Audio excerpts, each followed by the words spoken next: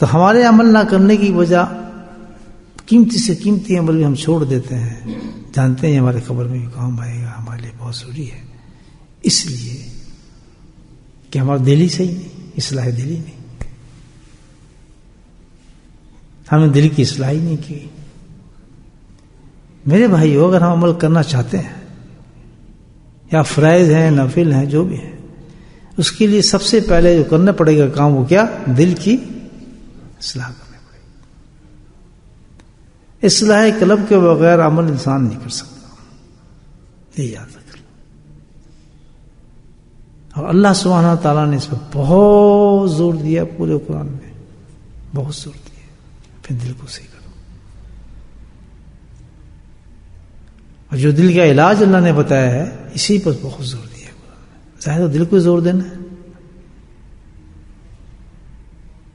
کثرت ذکر، کثرت ذکر، کثرت ذکر، اللہ نے قرآن میں فرمایا کہ وہ واحد اللہ کا ذکر ہے جو تمہارے دل کو صحیح کرے گا، اصلاح کو تمہارے دل کی۔ جب دل کی اصلاح ہو جائے گی تمہاری تو الحمدللہ پھر تم سنو گے نہیں بلکہ تم پھر کرو گے۔ تو یہ فعل ایسا ہے کہ عذاب قبر سے آپ کو بچا دے گا۔ اب اس میں یہ جادو نہیں ہوگا کہ جناب عذاب قبر سے آپ بچیں گے، گناہ کیے ہوں گے اور عذاب نہیں آئے گا، نہیں نہیں نہیں، بلکہ کیا ہے، اس عمل کی خاصیت یہ ہوگی کہ آپ سے وہ گناہ ہونے ہی نہیں دے گا دنیا کو۔ جب دنیا پہ وہ گناہ ہی نہیں ہونے دے گا تو عذاب قبر کیسے آئے گا؟ دیکھا آپ کیسا عمل ہے کہ یہ عمل ڈیفینیٹلی آ جائے گا ہماری زندگی میں۔ کس طریقے سے؟ جس نے اللہ کا ذکر شروع کر دیا، جس نے ذکر شروع کر دیا اس نیت سے کہ میں اپنے دل کی اصلاح کرنا چاہتا ہوں، الحمدللہ اس کو سارے اعمال مل جاتے ہیں۔ جس نے یہ اصلاح لی کہ جس آپ سب لوگ آئے اس وقت، جو یہ غم لے کر آئے کہ اس چکر میں اس لیے جا رہا ہوں کہ یار میرے دل میں جو بدماشی اور شیطانی گھسی ہوئی ہے، میرے اعمالوں میں اخلاص نہیں ہے، میرا برا حال ہو رہا ہے، قبر میرے آنے والی، دنیا کی محبت میرے پہ غالب ہے، میں پیسے گنتے گنتے تھک گیا ہوں یار، اتنے مسئلے میرے پڑے ہوئے ہیں، یہ سوچ کے نہیں کہ یار میرا یہ کام بھی ہو جائے گا، میرا وہ کام بھی ہو جائے گا، میرا فلاں بھی ہو جائے گا، تو کچھ نہیں لبنا، مندر ہی ایسے تو مندر ہی جائے گا۔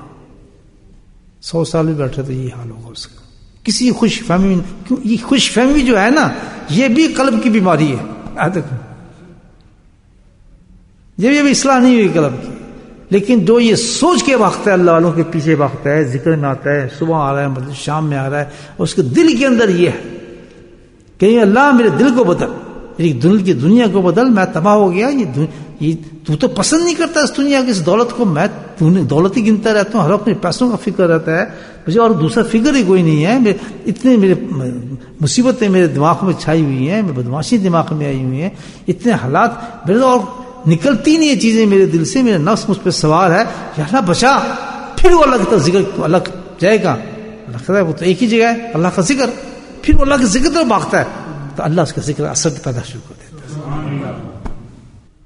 تو پھر اس وقت ایک اعلان ہوگا اس عمل کی وجہ سے، سبحان اللہ، اس کی بہت اونچا سبحان اللہ ہونا چاہیے، ہماری بات بہت تیار ہو جائیں پہلے، باہر تک آواز ہے اس کی، تو اتنی بڑی جو بات آ رہی ہے، آخری سٹیج ہو گئی ہے، اس پہ کام بن جائے گا سمجھ سے۔ کیا سٹیج ہوگی؟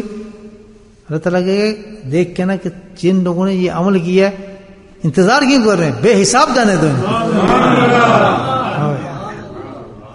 بے حساب، اس سے ہی موقع گیا دوست، اللہ فرشتے بھی حیران ہوئے، یہ کون سی قوم آ گئی، بے حساب داخل ہو رہے۔ میرے آقا نبی کریم صلی اللہ علیہ وسلم ارشاد فرماتے ہیں کہ وہ عمل جو ہے وہ کیا ہے؟ نماز کی پابندی ہے۔